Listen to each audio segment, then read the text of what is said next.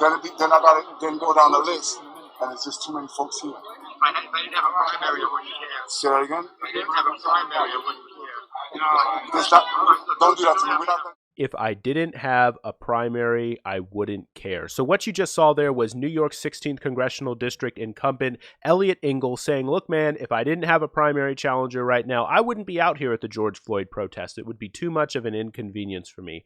This is a very outrageous statement and certainly something which is bound to shake up this race. So if you don't know, Eliot Engel is right now being challenged by a progressive, by a Justice Democrat-backed progressive, Jamaal Bowman. He's pretty good. If you look into him, he's pretty good. Certainly better than Eliot Engel. And so this is really big breaking news. Chris, what's your take on this one?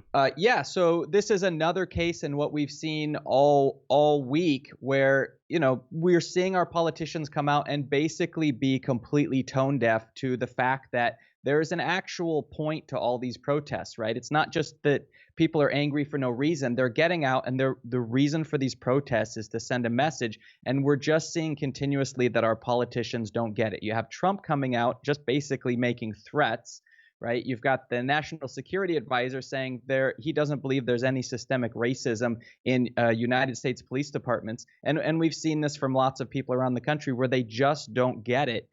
And this is another example of someone who doesn't understand that he's a public servant, right? The whole point of him being there is to serve the people. And he's clearly just only concerned about his position and how this is going to benefit from him, or how this is going to benefit him instead of all the people that are out there trying to be heard and saying, look, this is a serious issue. We need to be heard.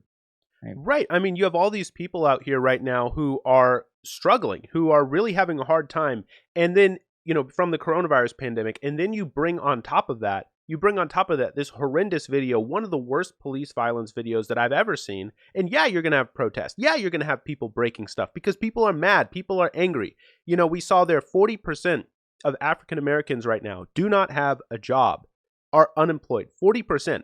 I mean, you topple all this together and yeah, people have a breaking point. People have a breaking point. You look throughout history, just about any time that the average intake of food, of calories, is a weird way to put it, caloric intake, goes down, yeah, you get riots. So in some sense, right, you could look at this and be like, this is completely surprising. Why are people breaking things? But in another sense, this seems completely predictable that something is going to light the fuse. Something is going to, get people to spark. And you have to listen to that. For Eliot here to come out here and just be like, oh, well, I don't actually care about this. The only thing that I care about is power. The only thing I care about is protecting my own seat. It's really outrageous. It just goes to show you that he's not fit for office, right? Like that's a clear example. Yeah. That's a clear takeaway from this, that we have to get him out of office, because if he's not interested in listening to us, except for when he has a primary challenger, then guess what? He's not really interested in listening to us. He's not interested in listening to his to his constituents. He's only interested in himself. And I definitely think that this goes to show the general importance of primary challengers just overall. Yeah, and it's always surprising to me. I mean, first of all, how disgusting this kind of behavior is, that you would be a public servant and just step up and essentially announce in a public venue that you don't really care that much. But then they say it. Like I'm shocked at this, this disgusting point of view he's got. But it's what everyone always says about Trump. He's saying the quiet part out loud. Like, why would he even say that? Why would you do that? Well, I guess it was a hot mic or whatever, so he got caught. He wasn't, I'm sure he knows that is not something that you want to say. But the fact that he even says it, the fact that he even thinks it, just goes to show you that these are the kinds of people we don't want that we don't want in office. We're having a lot of people are talking about looters as opportunists. You want to know who opportunists are? Opportunists are everywhere, and they're also in our government. They're also in seats of office. They are in the 16th congressional district right now. These are opportunists who see an opportunity for power, and they jump on in it so that they can get what they want. The opportunists that we should be focused on are the ones in high places, not the ones who are taking a few things out of a van store in Fairfax in Los Angeles. It's outrageous. Yeah. Obviously, acts of violence and damaging property is bad, but at the same time, we've had over 40 years where that's been happening, but on a legal scale, where people come in and there's this transfer of wealth from the bottom up to the top, And what's the difference, right? Except that the second way is much more successful. They've been able to move massive amounts of money from the people up to the top. And yeah, how is it different than looting? Right, and the difference is, opportunists like Eliot Engel are the ones who write the laws and say that this kind of looting is okay, this kind of, opportunism is okay, is acceptable. And so, you actually do need to have, I mean, this is, one of the, I suppose, one of the common themes of at least my channel, which is that you do need to have, when it comes to public office, when it comes to elected officials, you need to have someone who actually has values that they're willing to, willing to fall on, willing to say that, look, I'm going to lose my seat.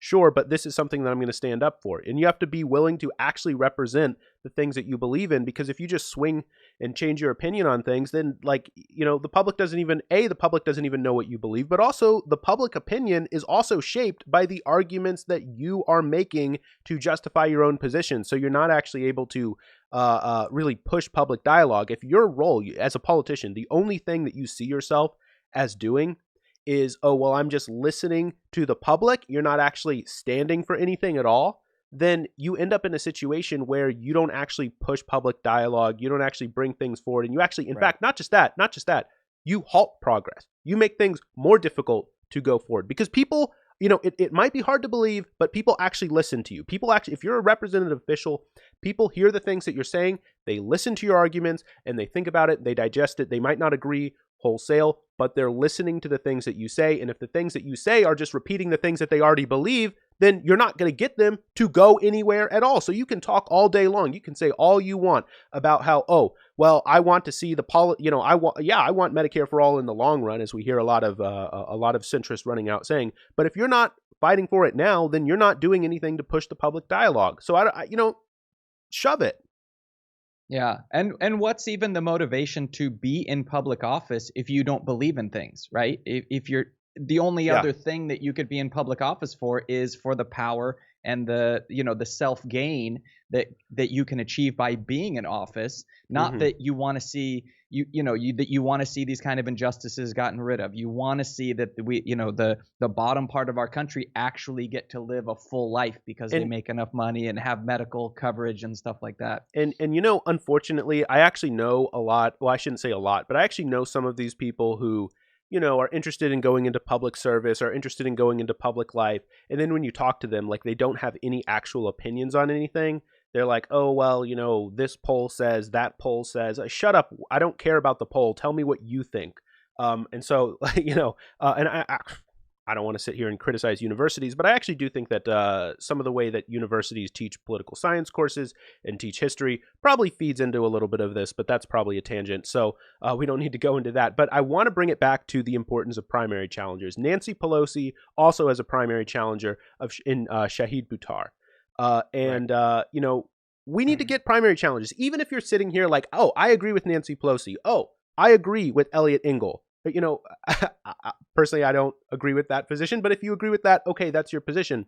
But I think that we can all agree that primary challengers are important, especially after watching and listening to a clip like that it's important that there be primary challengers so that representatives always feel the urge, always feel the importance of listening to their constituents. Because even for the best people, you get the people of the best character, you get AOCs, you get Pramila Jayapals into office, you get the best people, whoever you think is the best into office. Sometimes, they might get that temptation to just start doing things that they're interested in and not really listening to their constituents. So it's always important to have primary challenges. And I think that's that this clip, even if it doesn't take down Eliot Engel, I think that is an important lesson to take away from that clip. You have anything else to add?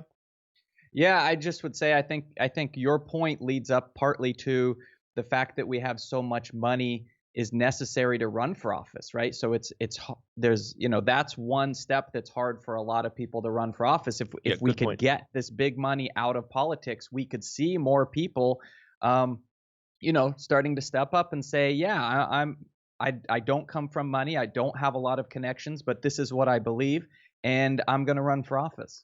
Yeah, that's a really, really good point. And unfortunately, the people who write the laws make it difficult for other people to run for office and challenge them. So that's a major, major problem. All right. So thank you, Chris, for joining us for this conversation. If any of you guys want to check out Chris's channel, you can. It's Political Perspective. All right. See you guys in the next one.